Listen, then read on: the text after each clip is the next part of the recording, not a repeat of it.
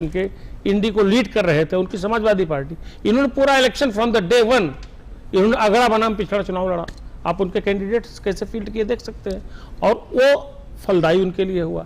मतलब मैं ये कह सकता हूं, क्षमा कीजिएगा, अगर यही परिणाम अंत तक रहते हैं तो आप बहुत साफ तौर पे, मेरा अपना मानना है कि राम जी तो नहीं चले।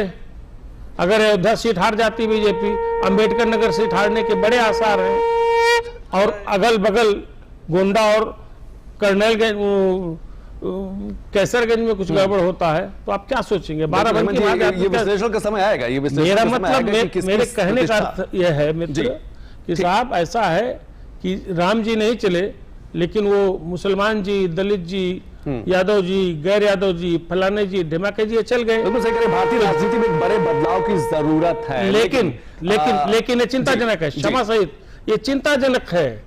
जाति आधारित राजनीति हिंदी हार्टलैंड में कुछ वर्षों से चल रही है। जैसा इन्होंने ठीक फरमाया कि मंडल कमंडल की राजनीति के बाद एक दौर ऐसा आया जो जात की राजनीति हुई और क्षेत्रीय क्षेत्रफलों को यहाँ विस्तार मिला, उनको स्थान मिला।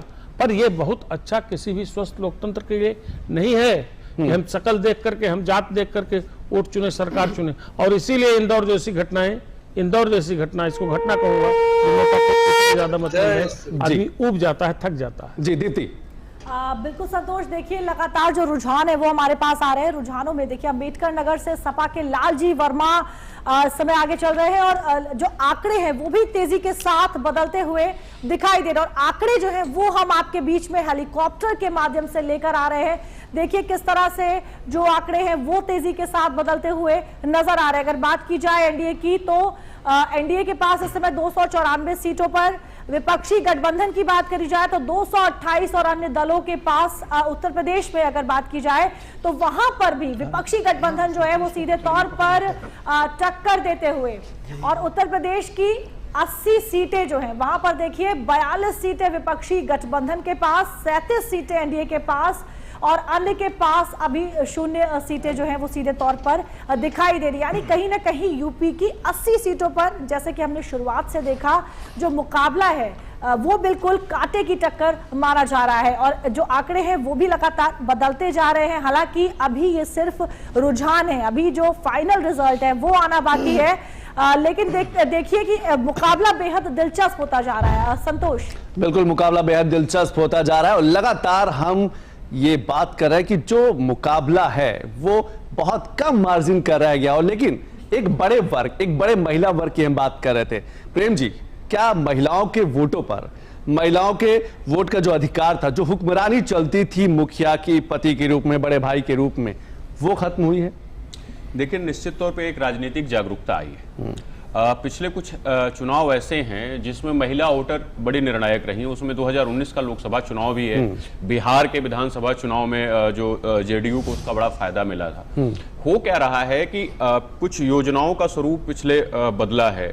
महिला को मुख्य घर का मालिक बनाया जाना, महिला को राजनीति के या योजनाओं के लाभ के केंद्र में लाया जाना, तो उससे एक राजनीतिक जागरूकता बढ़ी है, और उसके आधार पर वो अपने राजनीतिक निर्णय ले रही है। जी, तो ये एक निश्चित तौर पे एक बेहतरीन ट्रेंड है।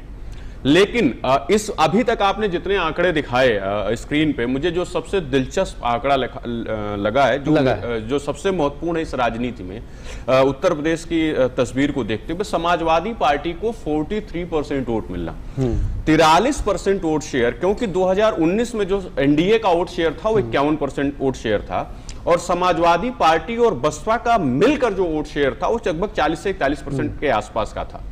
तो अगर समाजवादी पार्टी का अकेले वोट शेयर 43% पहुंच रहा है, और अगर ये ट्रेंड आखिर तक बरकरार रह रहा है, तो ये यूपी की पॉलिटिक्स में एक बहुत बड़ा शिफ्ट है। ये शिफ्ट इस संदर्भ में है कि इससे साफ होता है कि दलित वोटरों में एक बड़ी सेंध समाजवादी पार्टी लगाने में सफल रही है।